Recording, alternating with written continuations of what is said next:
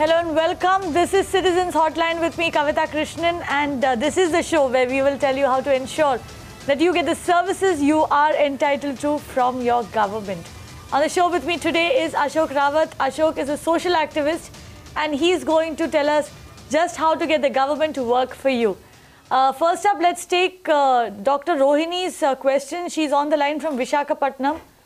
Dr. Rohini, what's your question? Yeah. See, one of my ayah, she enrolled for Aadhaar in 2011. Okay. And she's an illiterate. She didn't know that she has enrolled also. She never got the card. But I tried to trace out and I could trace out the card, but it's in Hyderabad address. Okay. Okay. And she doesn't remember what mobile number she has given then. Now when we are asking for the change of address so that she is eligible for disabled certificate, they say you have to give that number only, which she doesn't remember. Okay. Ashok, let me bring you in over here. Now the basis of Aadhaar, when it was introduced, what we were told at least was that doesn't matter where you stay, you can make the Aadhaar card in one city and you can actually move to another city and the Aadhaar card would still be valid. Shouldn't that be the case with telephone numbers as well? I will not be able to say what is the policy of the authority because as you know there is unique identity authority of India. They must have these particular rules about phone numbers because they can be tracked also. Perhaps the address can be changed, but phone number doesn't change. If phone number changes, then there may be a procedure of doing it. But I'm not aware of it. But at the same time, Aadhaar has got a helpline, which is free. 1800-180-1947. And if you contact this helpline, they will be able to guide what is to be done in this case in order to change the phone number. Right. Is there any email or any particular anybody that she can get in touch with? Will the UIDAI website be of any help for her? Yeah, UIDAI website, I will give you this thing, uidai.government.gov.in. And if she wants to send an email, she adds help at before, means help at uidai.gov.in. And she will be able to send the email. So she can explain that particular thing. She also got an option to write, and she can, the address is this authority and post office box number 1947, GPO, Bangalore 560001. This is the address where she can also write and she will get the answer.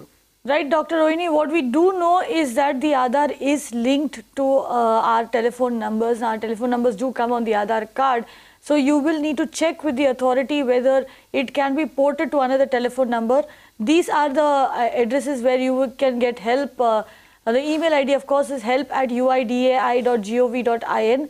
And the toll-free number that Ashok called out will be on your screen in a bit. So stay tuned. You will get the number of the screen in a moment. Moving on in the meanwhile to another question. This is coming in from the national capital, where in East Delhi's IP extension area, people are suffering because of dug up roads. Let's listen to that query first. ये शायद मेरे ख्याल में rule में भी लिखे होंगे, जो भी जिसको कॉन्ट्रैक्ट मिलता है, कोई खुदाई कर रहा है तो खुदाई करने के बाद उसको जल्दी जल्दी मिट्टी ढक के और मिट्टी को वहाँ से हटाए ताकि पॉल्यूशन ना हो। ये तो सालों साल महीना महीना चलता रहे, लोग देख रहे हैं, हम जैसे पढ़े लिखे लोग बेवकूफ़ बन रहे हैं। हम किसी को बोलते हैं तो वो सुनता ही नहीं। अभी तो केजरीवाल की दिल्ली है, हम तो केजरीवाल के पास जाते हैं लेकिन वहाँ पे कोई ना मिलता है, ना कोई सुनता है, ना कोई आता है। Of course, Delhi is going in for civic body elections this weekend, in fact, as we speak. But Ashok, let me bring you in here. The fact that roads are dug up, and a lot of times, most of the times, citizens do not even know that the road is being dug up. For what reason is the road being dug up? and people are put to a lot of distress because of that. What can you do? How can you really address this issue?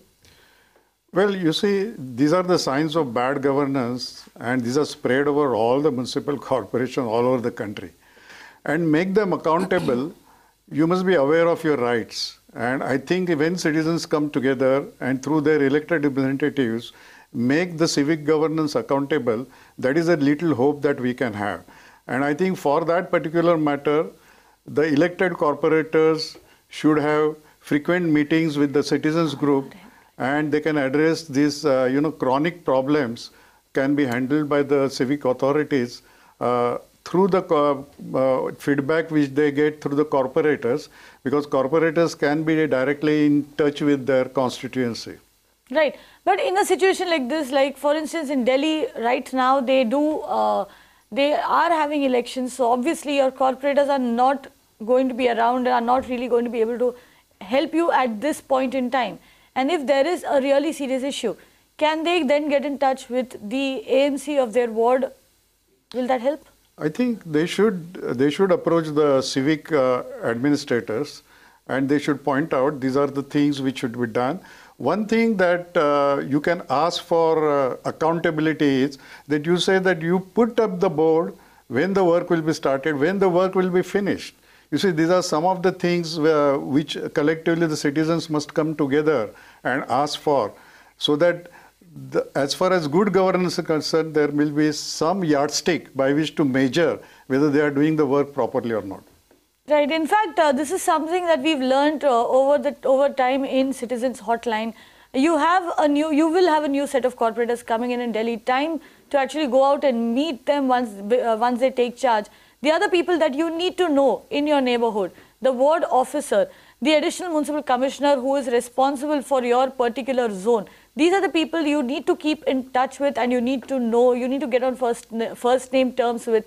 That will actually help you solve a lot of your local problems. Ashok Kumar of Delhi has a complaint, he says, of encroachment in the IP extension area. Now, this problem increases manifold at the time of temporary weekly markets. He wants to know what they can do as citizens. Let's listen into the video query that has come in. I think this is the 26 society है federation की, और हम हर महीने हर मंच पे उठाते हैं, MLA को उठाते हैं, एमपी को हर जगह देते हैं, दिल्ली पुलिस को भी देते हैं, सबको देते हैं कि ये हमारी जो है पार्किंग की और बुध बाजार की ये पूरी प्रॉब्लम है, लेकिन इस पे कोई सुनवाई नहीं होती, सिर्फ आश्वासन मिलते हैं, सुनवाई कोई नहीं है। दिल्ली पुलिस आती है, कभी कभी आती है, लेकिन जो ये बुध बाजार लगता है ना, उस दिन तो आप क्या पैदल भी नहीं निकल सकते। बस एमसीडी जो है तय बाजारी में बताते हैं 100 आदमियों को लाइसेंस दे रखा होगा, 2000 आदमी ये दुकान लगा के बैठते हैं, दुकान लगा रखी है, फिर सब कॉन्टैक्ट कर देते हैं, वो है दोनों तरफ जितना हो जाता, पैदल क्या इमरजेंसी में तो जा ही नहीं सकते, पैदल भी नहीं चल सकते। Shops encroaching on the footpaths, no place for people to walk. What can citizens do? Ashok? I think we have to look at it from a different point of view. Because there is a Street Vendors Act which is in place, which was passed in May 2014, and then government thought that because they cannot offer employment or earning capacity to each and every citizen, the street vendors thing will be one of the things. They put a limit on it. More than 2.5% of the population can engage in street vending. And therefore, this idea of weekly bazaars and all came because of that. That is for the temporary period, the regular use of that particular place is suspended and the bazaars are held. They are not only held on roads and footpath, but they are also held on public open spaces like recreation ground, playground, garden, parks. But Ashok, what do you do? A weekly bazaar is a weekly bazaar, so it should ideally be held once a week. Now, what do you do if it spills over to the other days of the week, like this gentleman was just telling us over here, that these people are encroaching through the week? I think what is happening is that this section of the society which needs to earn their money, they cannot earn only once in a week. Therefore, government must find out a way out, and in each market of the municipality, there should be some 20% of these should be kept only for street vendors. and they cannot be allotted a particular pitch, but they can come there, work for 6 hours. No, the second, that is a probable solution. But from the citizen's point of view, from the point of view of the pedestrian who's trying to, walk home, use that footpath, what can they do to ensure that the footpaths at least are free, they are not encroached upon? I think there is a provision of no vending zone. Citizens should come together, and such roads which are very busy, they should say that this corporation should declare them as no vending zones. Somehow, at least in Mumbai, the thing is pending for such a long time. The act was enacted in 2014. We are in 2017. 3 years will be passed. Government of Maharashtra hasn't even formed the town vending committee. Right. Not frame the rules which are not passed by the assembly. They are only draft rules at the moment. Right, right. So there is apathy from the government, which I think the citizens have to fight for. Citizens will have to fight for that. Something that you can actually do and which has reaped results across the country is getting a people's campaign, a citizens campaign going. If people in the area come together, put up a signature campaign which you can then take to your corporator, to your ward officer, to your additional municipal commissioner, and keep revisiting it, that might really help. Use photographic evidence, take photos, give it to them, and of course keep going back and meeting them until and unless that problem of yours is solved. And do ensure, this is something again that we learned on Citizens Hotline, do ensure that everything is taken in writing from the government, just as you submit everything in writing to the government. Kritika has a question from Chennai's Nandanam area. She talks about a civic problem over there. Listen into the video query that we got from her. Being here for the last 25 years in the same area around, which is just that, we keep walking around, we see so many people walking around. There are a lot of dustbins there where it's just overflowing and people can't just walk on the road. And, if you see some of the flats, children are playing outside the flat. The stench is too much. Overflowing dustbins, how do you ensure that the garbage that is supposed to be picked up is picked up on time? Ashok? I think it is much more different than that. Under Environment Protection Act, the solid waste management rules 2016 have been enacted after our Prime Minister started the Swachh Bharat Abhiyan. And those rules must be respected by all the corporations. If they are not following those rules, there is no place, in public place, there cannot be a dustbin, common community bin. That is the provision in the rules itself. What does that mean? That means the citizens have to segregate wet waste and dry waste. Wet waste should be converted into compost so that there is no need for the dumping ground also. And the dry waste should be recycled and wealth should be created out of it.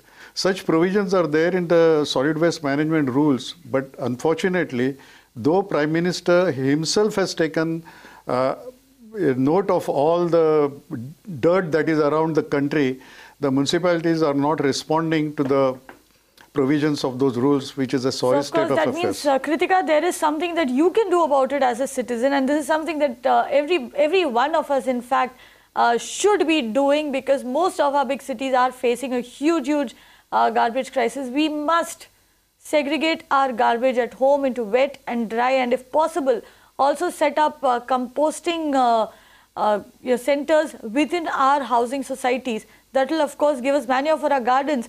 But the other big thing over here, Ashok, now once we do that, there is dry garbage that is being generated. And that dry garbage has to go somewhere and somebody has to pick it up and somebody has to dispose it. How do we ensure that the garbage is picked up, it's collected at a particular point in time every single day?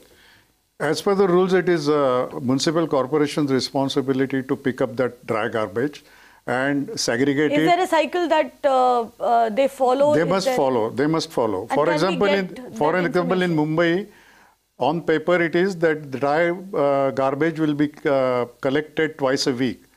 In fact, in all the wards it is not being done. In some wards only. No, how do I find out when the garbage is supposed to be picked up in my ward? Okay, that particular thing is also given. In Mumbai, I will tell you, in some places, they are given the notices. They have said you must segregate this. And they say that during such a period, a garbage truck will come and it will pick up the wet garbage.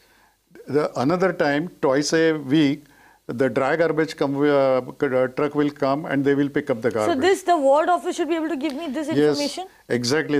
As far as Mumbai is concerned, the ward office should be able to give their environment. There is an assistant engineer environment in each ward. If he is or she is approached, they should be able to fix the timing for your particular community. What about the assistant engineer solid waste management? Would this also come under him? Yeah, assistant engineer environment and assistant engineer solid waste management, they are the same things, only the nomenclature is different because it has become an environment problem. So Kritika, you need to find out what name your assistant engineer goes by in Chennai, but be assured that if there is a provision like this in Mumbai, there would be a similar provision in Chennai and there would be a similar provision in municipal corporations across the country, which means if garbage is not being collected on your street, go to the ward office, meet the assistant engineer, solid waste management or environment and get the specific time when garbage is supposed to be collected, and then you need to keep a watch whether or not it is being done and keep following up with the corporation to ensure that it's done. Time for us to slip into a short break, but Citizens Hotline will continue on the other side. Do stay tuned.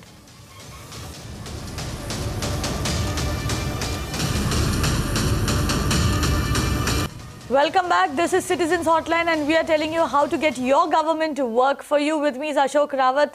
Ashok, another question coming in again from Delhi this time. Jagjit Singh Chaudhary sends in a video query and he says residents in his area are facing a major problem regarding water supply. And we are going to see more of it across cities, I guess, once summer sets in. Let's listen in. Sir मेरा नाम जगबीर सिंह चौधरी है, मैं people चौक पर रहता हूँ। Sir हमें सबसे ज़्यादा परेशानियाँ पानी की है। पानी नालियों का पानी आता है वाटर सप्लाई में और इसकी अब हम कई बार शिकायत भी कर चुके हैं और आपके विधायक मनोज जी के यहाँ हमने प्रदर्शन किया था, मटके वगैरह फोड़े थे, वो वहाँ से भाग गए। उसके बाद तो क्षेत्र में तो आते ही नहीं है वो, और हमारी सुनवाई सुनने वाला कोई है ही नहीं। निगम पार्षद जी को लेके हम गए थे दिल्ली जल बोर्ड ऑफिस, वहाँ भी हमारी कोई सुनवाई नहीं हुई। So Ashok, this is not a mere water supply issue. This is a problem where drinking water is mixing with sewage water. Again, a very, very common issue across our cities. What can citizens do? Well, as far as water is concerned, they must find a spokesperson in the municipal house. You know, if you remember in Mumbai some years ago, there was a spokesperson in the municipal house. Mrunal Gore was her name. And she was a corporator, but then she came to be known as Paniwali Bai. That means she fought for the water rights of, economically weaker section.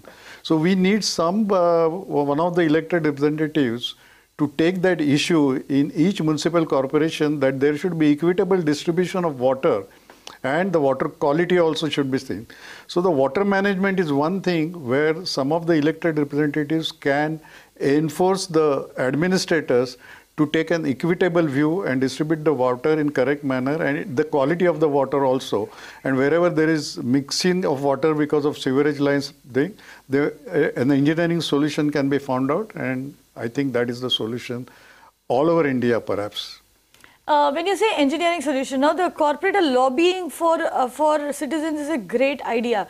But apart from that, now we've heard that a lot of times the problem of water mingling, drinking water mingling with sewage water is also because of the pipes in our own, housing complex. So first, would you suggest, Ashok, that we check whether it is within the complex, outside the complex, and then approach the corporation? I think it must be seen from two angles. If those are already laid, and then the engineering solution will be little different.